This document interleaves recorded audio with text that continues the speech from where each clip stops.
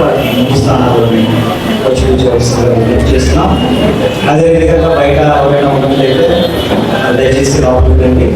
మరి స్పీకర్ గారు వచ్చి వెయిట్ చేస్తున్నారు. లోపల నుంచి చూసినట్లయితే కార్యక్రమాలు ప్రారంభించడానికి సిద్ధంగా ఉన్నాం. అదే రీతిలో మరి ఆయా సంఘాలు ఎవరైనా దయచేసి ఇంకా రిజిస్ట్రేషన్ చేసుకోవాల్సిన వాళ్ళు ఎవరైనా ఉన్నట్లయితే బయట రిసెప్షన్లో రిజిస్ట్రేషన్ చేసుకోవాల్సిందిగా కోరుచున్నాం. సమాజము దేశము కూడా బహుగా వర్ధిల్లబడుతుందని దేవుని వాక్యం ద్వారా చదవబడుతుంది. ఒక సమాజ స్త్రీ రక్షించబడడం ద్వారా తన గ్రామాన్ని రక్షించుకోగలిగింది, తన జనంగాన్ని రక్షించుకోగలిగింది, దేశాన్ని రక్షించుకోగలిగింది. కాబట్టి ఈరోజు మరి స్త్రీ శక్తిని గ్రహించలేక చాలా మంది ఇంకా లోకములు ఉన్నవారుగా ఉన్నారు. కనుక మరి ఒక గొప్ప సైన్యం అని ప్రభువే చదివిస్తున్నాడు.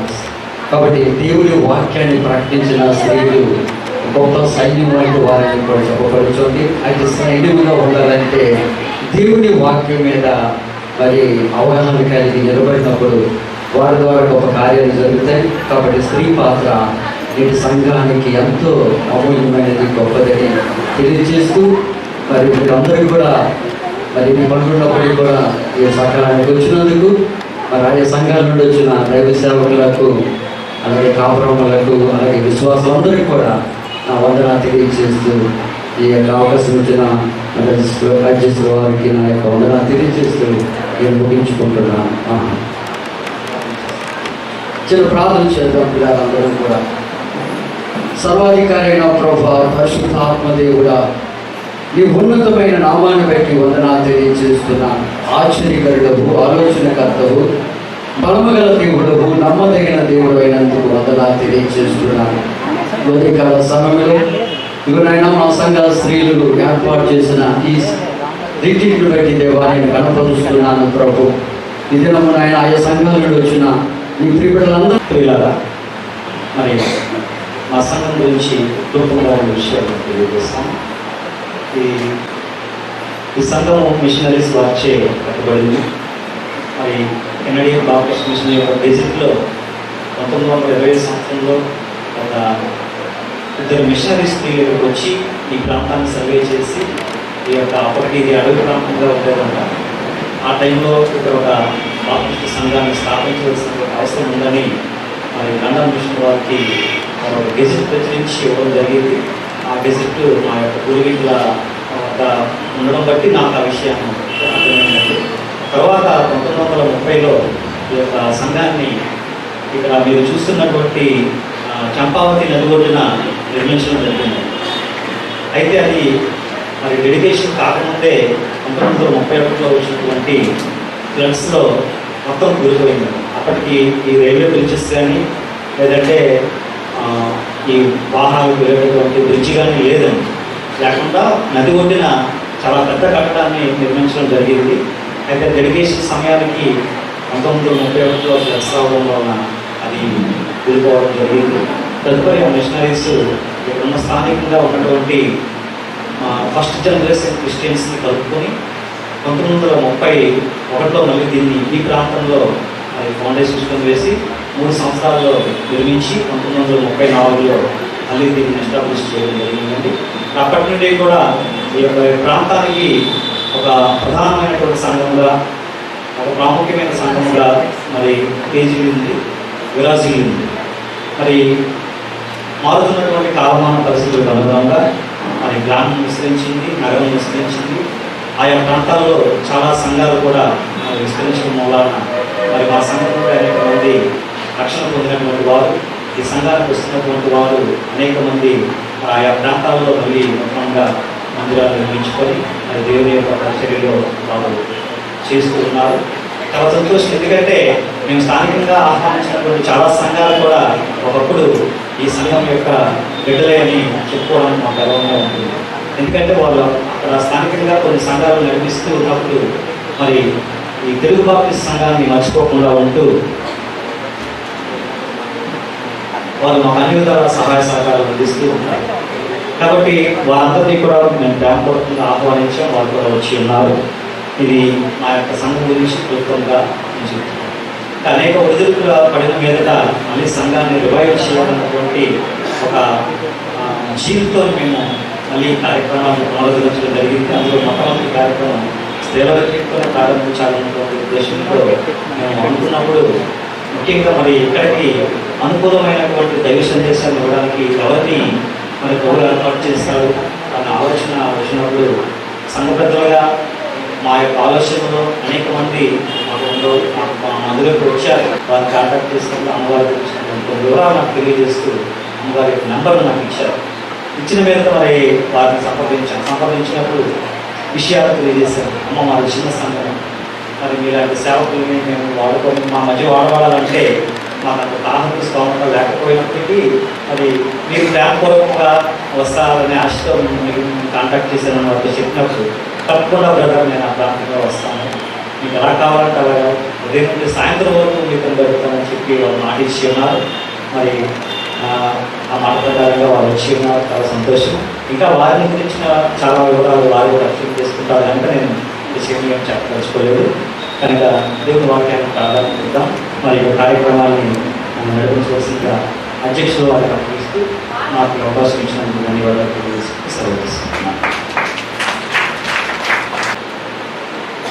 కార్యక్రమం మరి సందర్భంగా ముగించుకుందాం. ఎందుకంటే అమ్మగారి వాక్యానికి మేము రియాక్ట్ ఇవ్వాలని ఆలోచన చేస్తున్నాం కనుక మరి ఎక్కువగా మాట్లాడవచ్చుకోలేదు. అధ్యక్షుగా నేను కొన్ని మాటలు చెప్పాల్సింది ఎంత చేతిలో మాట్లాడచ్చు, కానీ వాక్యం ముఖ్యం కదా, అందుగురించి అని నేను పెద్దగా ఏం చెప్పదలుచుకోలేదు. కానీ మరి మా స్త్రీ సమాజం విషయంలో చూసుకుంటే ఇలా కుమార్ గారు చెప్పారు, తక్కువ మందినే అయినప్పటికీ ప్రతి ఒక్కరూ కూడా మరి ఎంతో ప్రేమతో ఆత్మీయతో అందరూ కలిసికట్టుగా ఈ యొక్క కార్యక్రమాన్ని మేము ప్రారంభించుకోవడానికి దేవుడు మాకు కృప చూపినందుకు ముందుగా దేవుడికి వందనాలు తెలియజేస్తున్నాను. అదేవిధంగా మరి ఇక్కడ కూర్చున్న కాపరులు కానీ గత అధ్యక్షుల వారు కానీ మరి కూర్చున్న సంఘ పెద్దల్ని మరి స్పీకర్ గారికి కూడా మాకు వందనాలు తెలియజేస్తున్నాను. ఈ కార్యక్రమంలో ఏంటంటే చాలా ప్రయాస పడ్డామండి. ఎందుకంటే అవుతుందా లేదా, జరుగుతుందా లేదా, మానవులు కనుక అటువంటి అనుమానాలు ప్రతి ఒక్కరికి ఉంటాయి. అయితే ప్రతి ఒక్కరూ ఏంటంటే ప్రారంభించేద్దాం దేవుడే చూసుకుంటాడు అనే ఆలోచనతోనే మేము మనసులో భయంగా ఉన్నా బయట ధైర్యంగా ఉండి ప్రతి ఒక్కరూ కూడా ఈ యొక్క కార్యక్రమానికి మరి ఉపవాస ప్రార్థనలు చేసుకుంటూ మన ఆన్లైన్ ప్రేయర్ చేసుకుంటూ మరి అమ్మగారులతో మాట్లాడి వచ్చిన తర్వాత ఇవన్నీ కూడా మేము కార్యక్రమాలని చేసుకోవడం జరిగింది. ఒక పక్క అవి జరుగుతూ ఉన్నాయి, ఒక పక్క సంఘంలోనే ఆధునికరించడం జరుగుతుంది. మరి ఈ పనులు ఆ పనులు అన్నీ కూడా మా స్త్రీలు చేస్తున్నారు, మా యువకులు చేస్తున్నారు. మరి మా సంఘ పెద్దలు కూడా మాకు అన్ని విధాలుగా సహకరిస్తున్నారు. మా దగ్గర అయితే అమౌంట్ ఏమీ లేదు, మరి ఎలాగాల్సిన ఆలోచన చేసి ప్రార్థన చేస్తే మా పెద్దలు అన్నారు ఒకటే, మీరు డబ్బుల గురించి ఏం ఆలోచించకండి, మేము వెనకట్లనే ఉన్నాం, మీ ప్రార్థన సహకారం ఉంటే చాలు, మేము ప్రతిదీ కూడా చేస్తామని చెప్పి మా పెద్దలు కూడా మాకు ఎంతో సహకరించారు. అందుని బట్టి మా పెద్దలకు కూడా ధన్యవాదాలు తెలియజేస్తున్నాను. తర్వాత మా సంఘం అంతా కూడా మమ్మల్ని ప్రేమించి మరి వారి శక్తి కొలది మరి మాకు కానుకలు ఇచ్చి మరి ఎంకరేజ్ చేసినందుకు మా సంఘమంత్రికి కూడా వందనాలు తెలియజేస్తున్నాను. తర్వాత ఈ కార్యక్రమం అంతా కూడా మరి దేవుని చిత్తానుసారంగా చక్కగా జరగడానికి మరి మీరందరూ కూడా సహకరించినందుకు వందనాలు స్తోత్రాలు. వచ్చే రాయబారులందరికీ కూడా పేరు వస్తున్నాం, వందనాలు తెలియజేసుకుంటున్నాను. అలాగే కాపర్లు కూడా వచ్చి ఉన్నారు, వారికి కూడా మేక నిండైన వందనాలు తెలియజేసుకుంటున్నాను. మరి ముఖ్యంగా మా యూత్ వారి విషయంలో చెప్పుకోవాలండి. ఎందుకంటే ఈ రోజుల్లో పిల్లలు బయట తిరుగుతూ ఉంటారు, కానీ మా పిల్లలు మాత్రం నిజం చెప్పాలంటే విద్య పెట్టకుండా ఎలాగైతే బయటకు వెళ్ళరో అలాగా మా సంఘాన్ని మమ్మల్ని ప్రేమించి మా బిడ్డలందరూ కూడా అన్ని విషయాల్లో కూడా మాకు సహకరించారు. వారికి కూడా మాకు వందనాలు తెలియజేసుకుంటున్నాను. సరే ఆన్సర్ విషయం అనుకుందాం. మరి ఇప్పుడు మనం వాయికంలోకి మనం వెళ్ళే ముందుగా ప్రార్థన చేసుకుందాం అండి. మరి రాజా పాస్టర్ గారు సామ్యూల్ మోజెస్ గారు ఎక్కడన్నా వచ్చి ప్రార్థన చేయవలసిందిగా కోరుచున్నాను. ఆయన పాస్టర్ గారు రావాల్సిందిగా కోరుచున్నాను. మూర్తి నీకు కృతజ్ఞతాస్తుతులు చెల్లింపదు, సమాధిలోని దిగువారు నీ యొక్క సత్యమును ప్రకరింపరు. సజీవులే కదా నేను స్తుతిస్తారని సెలవిచ్చిన దేవా, ఈనాడు ప్రభువా నన్ను అపొస్తలుల కార్యములు 16వ అధ్యాయము 13 నుంచి 15 వచనాలు సువర్ణ కుమారి గారు వచ్చి చదివిస్తారు. ఈ రోజుకే కొరకే ఏర్పడిన వేద భాగము క్రొత్త నిబంధన గ్రంథం నుండి అపొస్తలుల కార్యములు 16వ అధ్యాయము 11వ వచనం నుంచి 15వ వచనం వరకు, 13 నుంచి 15 వరకు చదువు. విశ్రాంతి దినున గవిని దాటి నది తీరున ప్రార్థన జరుగుననుకొని అక్కడికి వచ్చి కూర్చుండి కూడి వచ్చిన స్త్రీలతో మాట్లాడుచుంటిమి. అప్పుడు లూదియా అను దైవభక్తి గల ఒక స్త్రీ వినిచుండెను. ఆమె గోదావరి పొడిని అమ్ముతూ తుదరయ పట్టణస్థురాలు. ప్రభు ఆమె హృదయం తెరిచిన కనుక పౌలు చెప్పిన మాటలందు లక్ష్యం ఉంచెను. ఆమెయు ఆమె ఇంటి వారును బాప్తిసం పొందినప్పుడు ఆమె, నేను ప్రభువునందు విశ్వాసం కలగాలని మీరు ఎంచితే నా ఇంటికి వచ్చి ఉండడని వేడుకొని మమ్మల్ని బలవంతం చేసెను. దేవుడి పరిశుద్ధ వాక్యం మన ఇంట్లో దీవించునుగాక. ఆమేన్. వచ్చేటప్పుడు మరి అమ్మగారు టీం వాళ్ళు వచ్చి ఒక పాట పాడతారు. కదలడంతో అమ్మగారు వాడుకుంటారు. మధురమైన